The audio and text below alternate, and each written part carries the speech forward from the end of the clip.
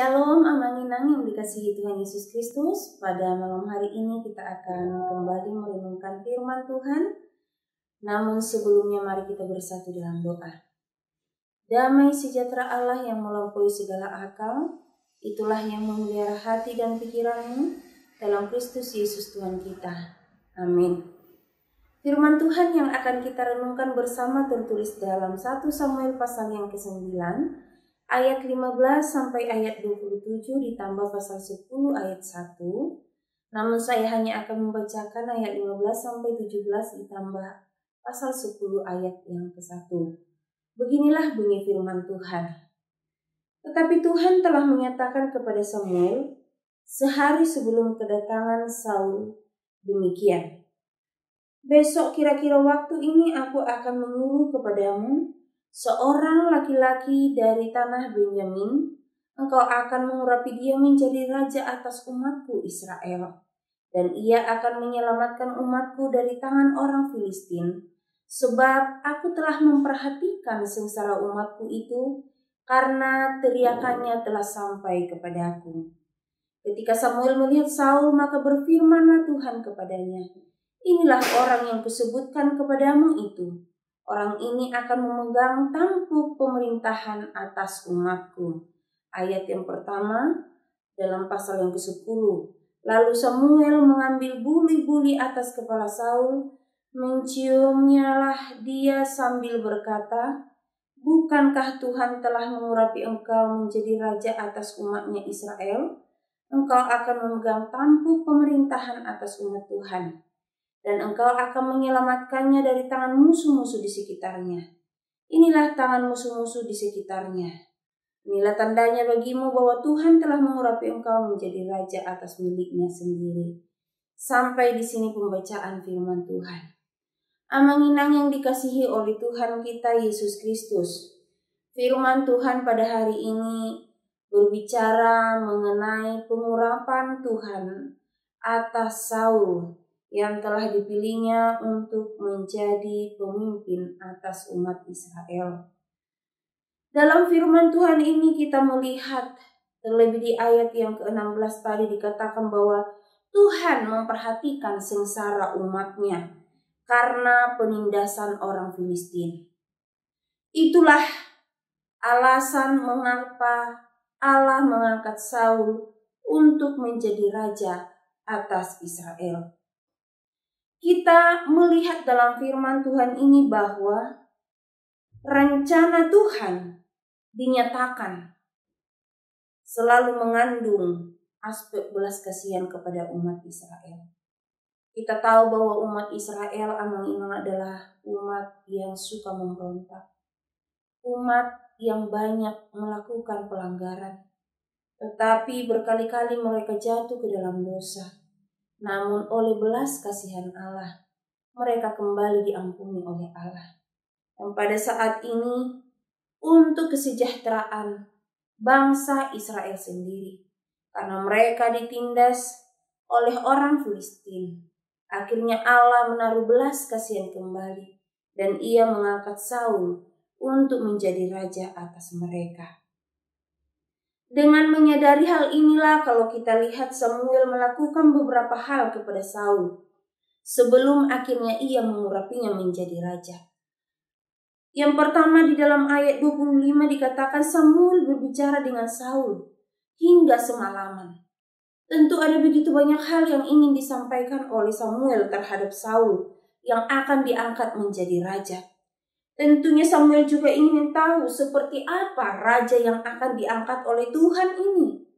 Dia tahu betapa beratnya tanggung jawab yang akan diemban oleh Saul demi kepentingan umat Israel pada saat itu. Dia harus tahu seperti apakah Saul yang telah dipilih oleh Tuhan. Apakah kelak dia mampu menjalankan tugas tanggung jawabnya sebagai pemimpin atas Israel? Mungkinkah ia memberikan dorongan ataupun nasihat kepada bangsa itu sehingga bangsa itu bertumbuh ataupun menjadi kuat, menjadi tangguh di dalam Tuhan. Nah, oleh karena itu, semalaman dikatakan Samuel berbicara bersama dengan Saul. Tentu Samuel pada saat itu memberikan beberapa nasihat kepada Saul untuk tetap setia kepada Tuhan dalam mengemban tugas tanggung jawab yang dipercayakan oleh Tuhan kepadanya. Dan dalam pasal 10 ayat 1 pada akhirnya peristiwa pengurapan itu pun terjadi. Amang-inang yang dikasih oleh Tuhan Yesus Kristus, sederhana sekali cara Allah memanggil seorang untuk menjadi raja atas Israel. Namun tentu Allah akan bekerja melalui Saul dalam menjalankan tugas tanggung jawab itu.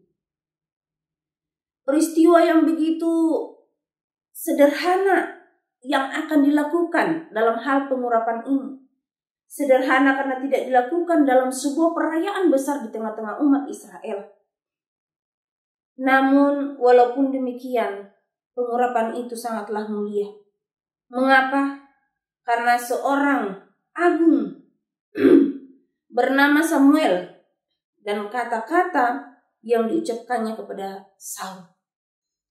Samuel menyebut Israel sebagai umat Tuhan dan sebagai milik Tuhan sendiri. Dan Tuhan ingin membebaskan umat Israel. Dengan demikian, Dia memilih Saul. Ini benar-benar sesuatu yang mulia. Demikian juga Tuhan memilih seorang raja yang akan sungguh-sungguh diberikan kuasa oleh Tuhan untuk menjalankan tahta Tuhan, untuk menjalankan tugas tanggung jawab yang telah Tuhan percayakan. Di sini Saul diurapi supaya dia memimpin Israel untuk menaklukkan para musuh-musuh yang menyerang umat Allah. Pekerjaan ini tentu amang-inang pekerjaan yang sangat berat. Pekerjaan yang bukan mudah untuk dilakukan. Apalagi ini akan dikerjakan oleh seorang dari daerah yang kecil dan dari keluarga tanpa pengaruh apa-apa di Israel. Oleh karena itulah Allah mengurapi Saul. Apa arti pengurapan itu? Makna dari pengurapan itu amang-inang yang pertama mempunyai makna diperkenankan Tuhan. Oleh karena Allah lah maka Dia layak menjadi raja. Tuhan memperkenankannya sehingga Allah memilih dia, menetapkan Saul untuk menjadi raja yang akan memimpin Israel. Makna pengurapan itu sendiri menjadi tanda bahwa dia dikhususkan oleh Tuhan dan kuasa Roh Tuhan akan menyertai Saul untuk melakukan pekerjaan Tuhan. Dan ini bukan hanya terjadi kepada Saul tentunya, namun kepada para imam besar maupun raja. Itu harus terlebih dahulu diurapi sebelum melakukan tugasnya. Karena pengurapan adalah tanda perkenanan Tuhan atas mereka yang telah dipilih dan ditentukan oleh Tuhan. Pengurapan juga memberikan tanda bahwa pekerjaan orang tersebut, baik itu raja, baik itu imam, adalah sangat mulia. Adalah pekerjaan yang sangat kudus. Adalah pekerjaan yang berat. Sehingga tanpa pencurahan kuasa dari Roh Allah, pekerjaan itu tentu tidak akan terlaksana dengan baik. Tetapi karena Roh Allah menguasai mereka, maka mereka akan mampu melakukan tugas tanggung jawab itu dengan baik. Dan makna pengurapan juga mengatakan bahwa suatu periode khusus dalam kehidupan seseorang akan segera dimulai ketika dia sudah menerima jabatan itu. Inilah tanda kelayakan untuk memulai pekerjaan Tuhan. Kita lihat di sini amang-inang bahwa Tuhan mengubah hati Saul menjadi berani. Keberanian ini tadinya tidak ada dalam diri Saul, tetapi ketika Allah mengurapinya, Allah memberikan kekuatan baginya, Allah melayakkannya, maka keberanian itu pun diperoleh oleh Saul. Tetapi harap kita perhatikan baik-baik dalam firman Tuhan ini. Memang Saul dipilih oleh Allah. Namun nanti kita akan melihat bahwa ada pemberontakan dari Saul. Tapi sebelum hal itu terjadi, Roh Kudus bekerja memberikan keberanian kepada Saul, memberikan kemampuan dan juga memberikan kuasa untuk melakukan pekerjaan Tuhan. Roh Kudus tidak membiarkan, katakan dia mengerjakan itu dengan sendiri, tetapi kuasa Allah bekerja atas kehidupannya.